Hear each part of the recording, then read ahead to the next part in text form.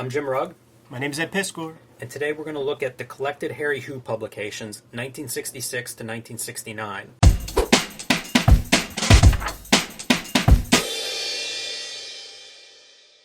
The Harry Who are a collection of artists out of Chicago. They're often grouped with Chicago imagists, and they were doing like figurative art. They were incorporating things. They all were associated with the School of the Art Institute of Chicago. It was kind of a weird aesthetic what they were bringing to the table, but most of what I've read about them is that through that school they were looking at all kinds of art. They were looking at field museums. Several of them cite things like the Sears catalog as being one of the things that is influential in their art. So it was a little bit outside of what would have been popular art at the time. But to me, this is like an extension of pop art. It's like comes right after, right? It's somewhat connected to that because they are looking at everything in much the same way that pop art was bringing in sort of like mass-produced art, commercial art, advertising art. They were definitely bringing that stuff in.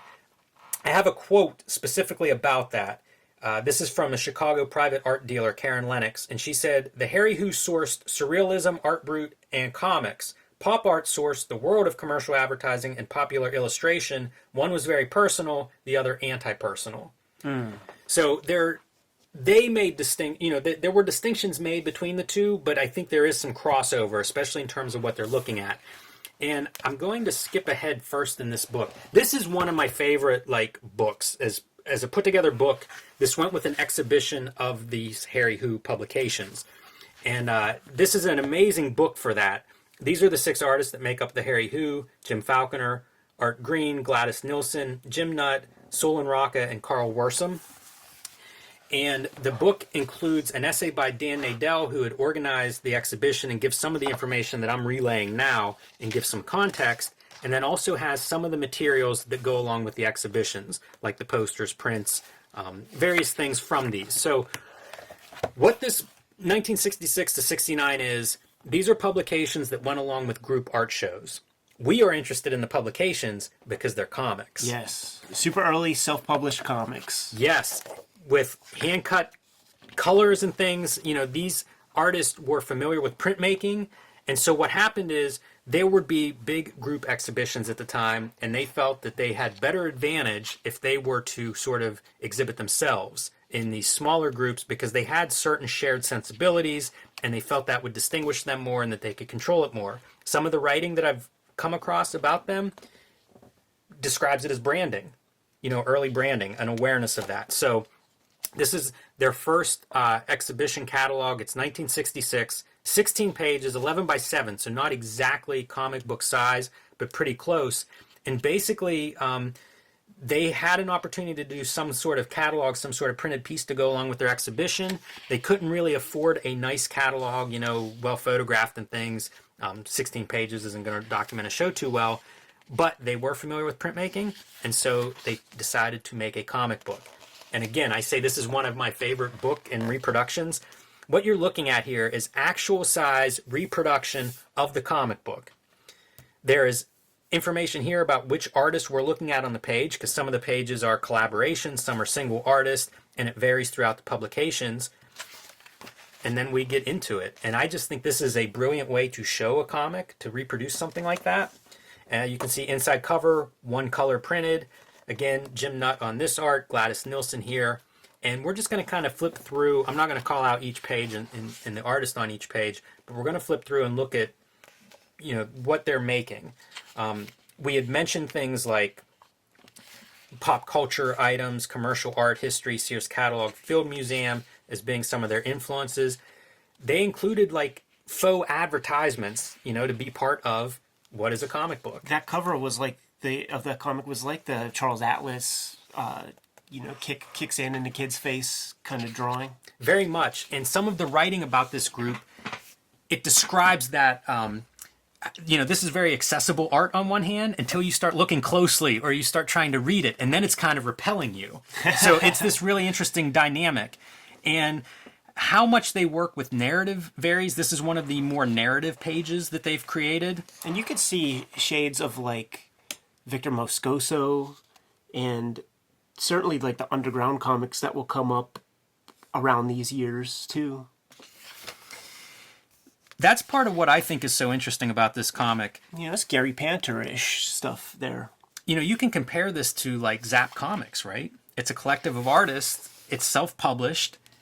This predates Zap Comics by a little bit, and it's not quite the same narrative that Zap Comics is going for. Depending on the drugs used, the Zap Comics don't read quite linearly either. But I do think it's a remarkable piece of comics history. Like, it's certainly, from a visual aesthetic standpoint, there are things to pull from this. You know, obviously they're pulling from comics, but in terms of production, self-publishing, you know, really controlling this themselves, it's pretty far ahead. And we get information from the artist. This is from Jim Nutt, describing changes they made in this second production, in the second catalog that they're making. This one is 32 pages. They've reduced the number of colors in order to afford the extra page count.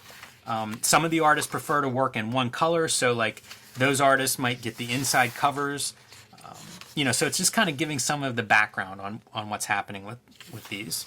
There's drawing, and in fine art, like drawing is so shat upon so often. I mean, go into Carnegie Mellon University, like sometimes they have whole shows that have like drawing in the title because it's so odd for them to be showing drawing. So this is revolutionary stuff right here. It definitely stood out, and it's become more and more appreciated. You know, we have talked about Chris Ware being very influenced by Jim Nutt and going to Chicago to basically study with Jim Nutt. We mentioned John Porcellino several times, and he's somebody who's a fan of the Chicago Imagists and the Harry Who. I think this is neat because you're seeing, it's a 6-panel grid. Yeah. Karl Wirsum. I love these pages. Again, Karl Wirsum, 6-panel grids, but just bizarre. Like, I think anybody would look at this and see cartooning of some form. Not necessarily narrative, but certainly cartooning. And the other piece that you see is that production printing process. Yeah, for sure. Those are zips. Yes, screen tones, very visible. The lettering, it's all vocabulary that you would see associated with comics. Schlitzy, man. Yeah, even characters. Shouts to Bill Griffith's latest graphic novel about the life and times of this young, I was going to say the P word, but I think that's not cool anymore. Famous from the movie Freaks. There you go. And there are, I made a note of this because look how close this is to Jim Shooter. Right. Obviously, the time period, there's no obvious reference to Jim Shooter there, but it just seems like it almost spells that out. You know, if I'm looking at this as comics, boy, that's close. And with the word evil in there, it all adds up. Amazing. You know, I mean, like I would buy a comic that looks like that today. No doubt. No doubt. I was thinking about that with many of the stuff we've seen so far. I'm so glad you brought this over, dude, because I just don't know about this. Like I would hear tell and in interviews, Harry who mentioned. I was the same way. Yeah. This is a relatively recent publication. I can't remember when it came out, but probably within the last 5 years, this book has come out. A lot of this stuff was pretty hard to find. They have notes in the back. There was a mail order available for these comics, and I think they did like 15. They sold like 15 mail order. So, you know, it's not a common object. I have a friend who found one at a university bookstore or museum sale. You know, sometimes museums will sell off their doubles and extras, and found one there for 10 cents. Yeah. Amazing, but it's needle in a haystack. Like, these are not things you find very often. It would have been nice if they included like the amount of copies that were printed of each. Yeah, it's a good point, and I don't know what those numbers are. They're offset printed, so like I would speculate at least 1,000. Yeah, at the very minimum 500, but probably 1,000 or more. It said offset lithography. Is that what offset printing is? Yeah. Yeah, that's so exactly they're just it. being art school about it. Well, I mean that's, you know, I think that's what you would. I think that's what it's called. We probably shorthand it, you know, as slang to say just offset, but. I'm glad that this exists because it's one of those important pieces, I think, in comics history that for the most part, when I was learning comics history, this just did not come up. Yeah, for a whole branch of comics, it's like you draw lines from this to like Raw. I mean, that's Oh, Panther-ish. clearly, this is Raw. So this is an issue. This was their third one, and it's presented as a flip book. And it's them just experimenting with form, the idea of flipping this over. And I mean, look, clearly comics, right? Yeah. It's interesting, too, to think of this as like, we all recognize this as comics, but it's not readable. Like, it's not, it's missing the story part that we would think is comics, but yet no one would look at this and say anything but comics. Right. And certainly the cultural elites of the time who were probably shitting on this were like, what is this comic book stuff? Trying to invade our gallery with. And then this is their last publication, 1969. They're back to the 16-page format like their first one. And, I think this might be the issue that my friend found for a dime. That cover looks familiar. I mean, they're almost leaning into the comics part at this point. And they would do like real-world art pieces. Like, these would be like a catalog. This would be like a drawing of a painting that would be in the exhibition, and the painting might be different materials. It might be like a big, 6 feet tall or something, but this would sort of be a reference or approximation of it. Not all of this, but some of this stuff. That piece I recognized from a show of these guys. Now we're getting into a time when Zap is coming out. So I wonder if there could be this like shared influence between, San Fran and Chicago in that way, because there was the Chicago, like the Bijou crew. Like, do they factor into this somehow? Skip Williamson, Jay Lynch. You'd think so. Like, you'd have to know each other, especially if this is the kind of work that's happening. You'd think those guys would certainly come up with a couple copies of this thing. You see a lot of that kind of marriage as the years go by with like lowbrow art, Robert Williams, Zap, hot rod art, Robert Williams, like. There are these. You're all getting dissed by the intelligentsia, so Right. why not have a little bit of strength in numbers? You mentioned Raw a minute ago, Ed. This stuff feels like Raw doesn't exist without these. Yeah, totally. And that some of the people involved in Raw would have been looking, far and wide for comics and noteworthy and interesting comics. So I'm sure that they would have tracked down these kinds of publications and these artists. And then whenever we get back into the back here, you just get more information on the exhibitions themselves, some of the posters and art, which, like one cover is kind of based on this image. One of the covers of the Harry Who, based on this image. Do we get know- to see it out in the wild. Do we know anything about like their popularity levels? Like, did this help? Are they well known, super successful? They are, and they've gotten more revered as time has gone on. I was gonna say like their stuff feels like ahead of its time. Like the arresting vocabulary of like comic book imagery works really well today, and I just have no context for how it worked back then. Anybody that knows Chris Ware's work, Yeah. I mean, here we go, right? I feel like I've seen titles of his that are exactly that. Yeah, for sure. that- Some that Rusty approach. Browns. You can see some of these. This would be an example of like the piece that's being exhibited, but then you would have like a drawing that would almost be the catalog counterpart to that. Color studies for some of those Karl Wirsum pages. I love seeing this stuff like pulled out of the sketchbook. Again, the advertising art, very clear. Great lettering. And then you think about Chris Ware, like Floyd Farland, and there's all those like faux ads and stuff in there. Yeah, so this stuff had, it had some influence. Like, I'm sure that it was spread a little bit by Chicago artists to some of these outside sources. And some of the overlap, like a lot of the reference that comes up with this stuff is Vietnam era, the politics and the activism around that, which certainly the underground artists are all conscious of and, responding to as well. So there's the piece that I had pointed out in the catalog that was, was an actual painting. That would have been exhibited. So again, these are catalogs for shows, and the shows were well received enough that they had a few of them over the year, over this 4-year period, and had one I think in Washington D.C. So they were successful to some degree. It just certainly wasn't the mainstream of art at that time. as you say, like drawing is not something that's been always celebrated by the art world. No. But I do think that it's caught on more in recent times. And I'm flipping through some of this ancillary material because there's a piece that really reminds me of John Porcellino. This piece a little bit. These are some of the price lists and stuff that they would hand create, which is nice. I think as an exhibition item, I mentioned branding early on.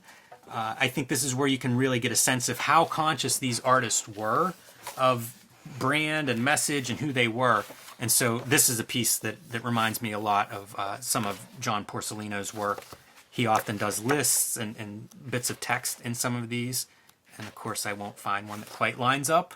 But if you're a fan of King Cat Comics, you'll often see like his top 40 list and some of the lettering where he's doing cursive mixed with printed lettering. Some of it reminds me a lot of, this is Gladys Nilsson's list here. But you see how much of an identity these artists had. You know, if this was a show, they were doing everything. Right. I like that part.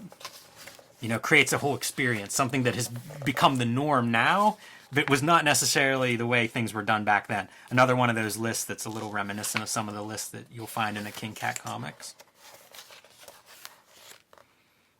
And a few more great drawings, a chance to actually see these drawings. And these do look very contemporary. Jim Nutt is the dude that I gravitate toward the most, just because of like his drawing sensibilities, and it's digestible to me with like the things that I like to look at in art and comics in particular.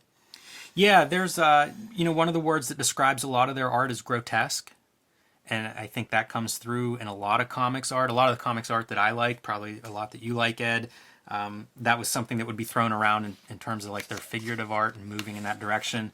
Cartoonish is obviously one, playful and surreal. So this is a tremendous book. I've actually bought 2 of these to gift to somebody. So, you know, if you're interested in comics history, this is a piece that really was not available to us for forever. You would just hear little bits of it and see little pieces of their art, maybe online. But to be able to see the publications at size reproduce this crisply, this is a tremendous book. Yeah, incredible, man. I'm sitting here still thinking about like the 15 people who would have bought like the individual books here and there.